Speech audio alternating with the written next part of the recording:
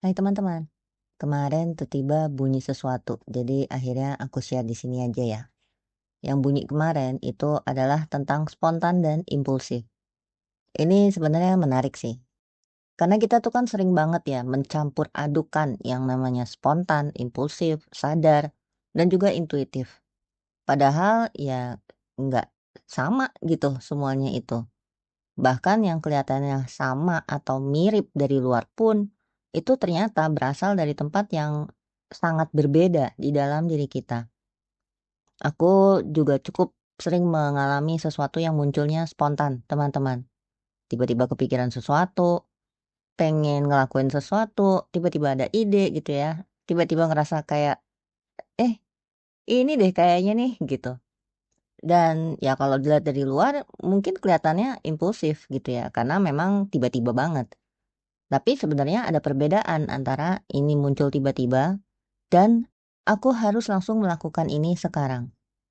Yang pertama itu bisa sangat spontan. Nah, yang kedua itu perlu kita lihat lagi, teman-teman. Karena spontanitas itu nggak selalu lahir dari ketidaksadaran. Justru spontanitas itu bisa banget lahir dari kesadaran. Nah, di sini aku rasa ada satu pemahaman tentang kesadaran yang menurutku perlu diluruskan dulu. Kesadaran itu sering dibayangin sebagai sesuatu yang lambat.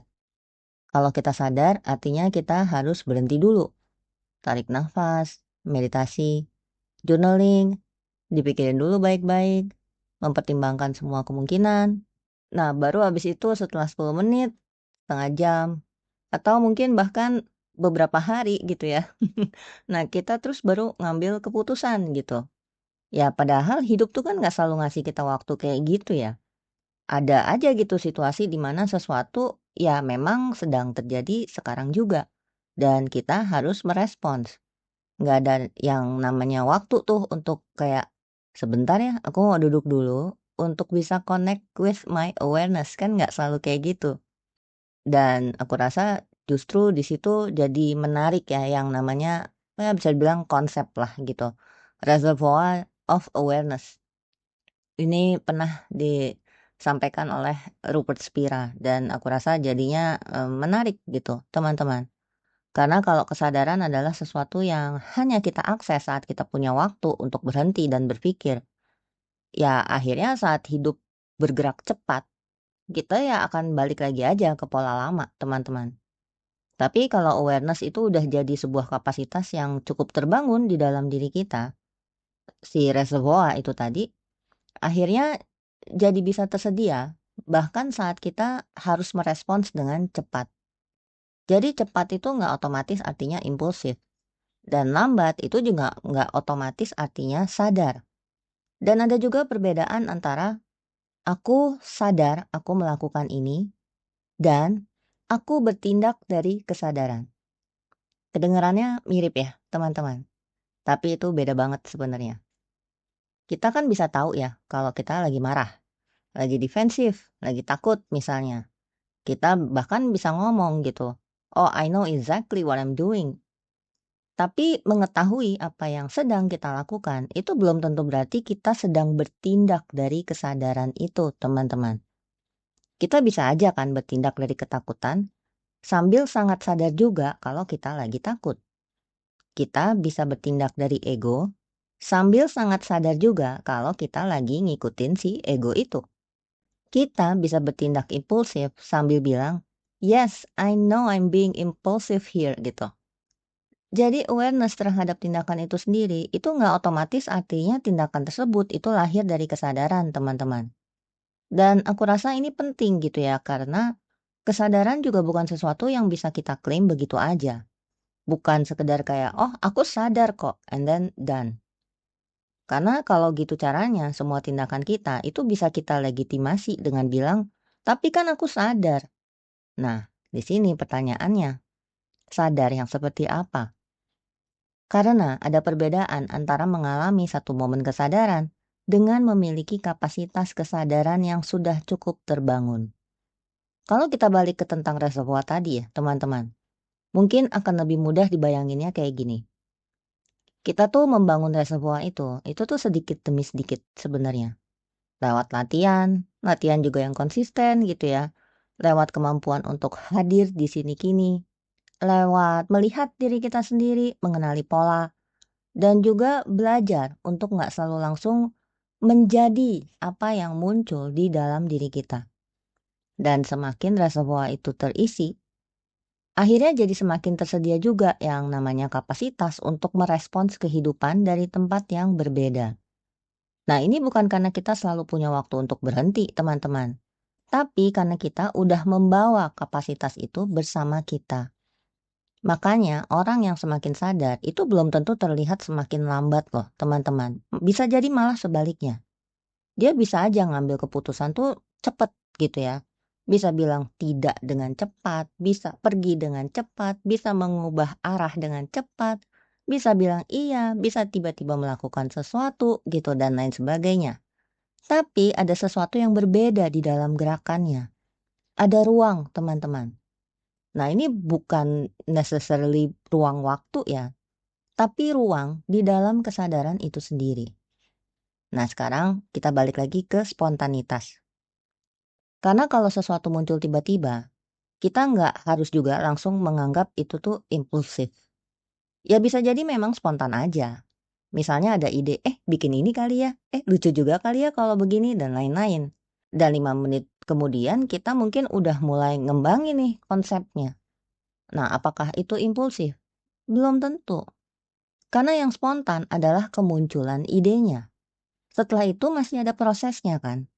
Kita masih explore, melihat, mengembangkan, mengubah, mempertimbangkan. Dan akhirnya mungkin setelah itu baru benar-benar dikerjain. Jadi sesuatu itu bisa spontan dalam kemunculannya teman-teman. Tapi tetap sadar dalam implementasinya. Nah, untukku ini penting sebenarnya. Karena kita sering ngiranya sesuatu yang nggak direncanakan, artinya itu adalah sesuatu yang nggak disadari. Padahal belum tentu juga. Nah, terus gimana dengan yang namanya impulsif? Impulsif ini punya kualitas yang agak berbeda, teman-teman. Seringnya nih ada kayak semacam urgency gitu. Ada dorongan kayak sekarang, harus. Kalau nggak sekarang, aku akan kehilangan kesempatan. Pokoknya aku harus melakukan ini dan lain sebagainya. Dan mungkin bahkan kita belum sempat lihat gitu. Apa sih sebenarnya yang sedang mendorongku saat ini? Apakah ini memang sesuatu yang memang ingin aku lakukan? Atau jangan-jangan aku lagi ingin menghilangkan rasa nggak nyaman? Apakah aku sedang merespon sesuatu atau jangan-jangan aku lagi bereaksi aja? Apakah aku lagi mengikuti sesuatu yang terasa jelas atau lagi mengejar sesuatu supaya aku bisa merasa lebih baik? Karena dari luar, kedua-duanya itu bisa kelihatannya sama, teman-teman. Sama-sama cepat, sama-sama tiba-tiba, sama-sama nggak pakai mikir gitu kan. Tapi kualitas di dalamnya itu bisa beda banget. Dan lucunya kadang-kadang kita tuh baru tahu bedanya setelah kita bertindak. Karena nggak semua hal itu bisa kita bedain dengan baik gitu ya sebelum itu terjadi. Kadang kita baru bisa lihat, terus baru mulai ngeh gitu ya, kayak baru, oh gitu.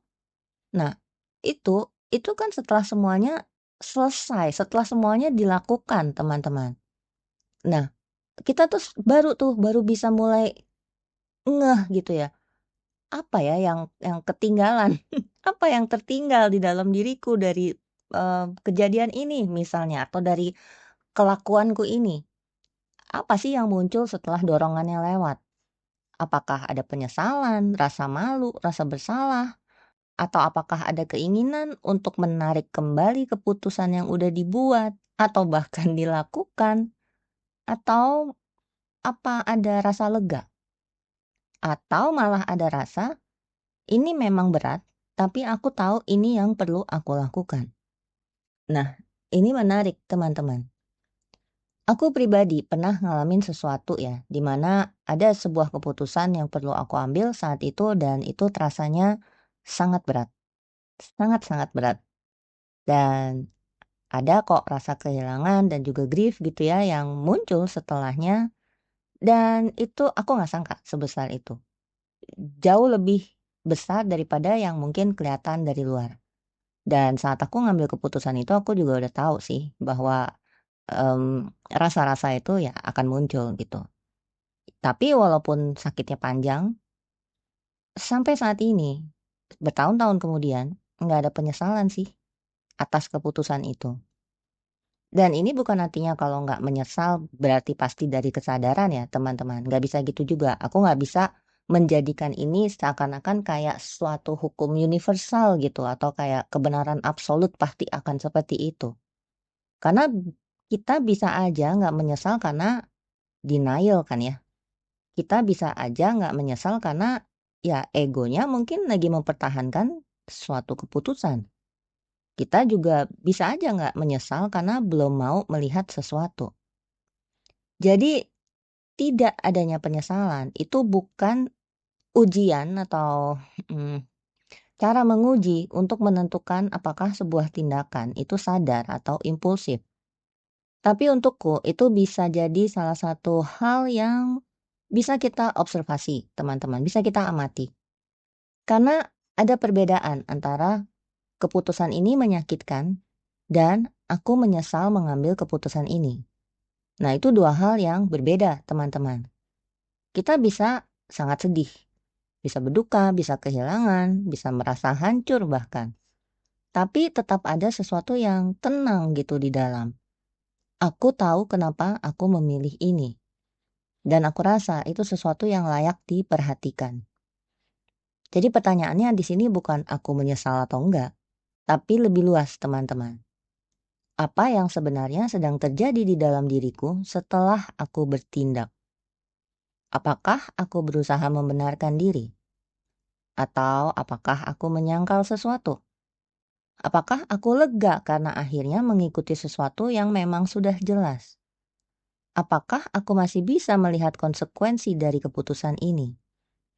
Apakah aku masih bisa tetap hadir terhadap apa yang terjadi setelahnya? Atau aku justru harus terus-terusan mempertahankan keputusan itu supaya aku nggak perlu melihat sesuatu yang sebenarnya sedang muncul. Nah, di sini kita mulai masuk ke discernment, teman-teman. Dan ini yang akhirnya bikin aku terus tertarik juga dengan yang namanya intuisi. Karena gini, kita tuh mungkin sering ya ngomong bahwa kayak gini, aku melakukan ini karena intuisi. Oke, but is it really?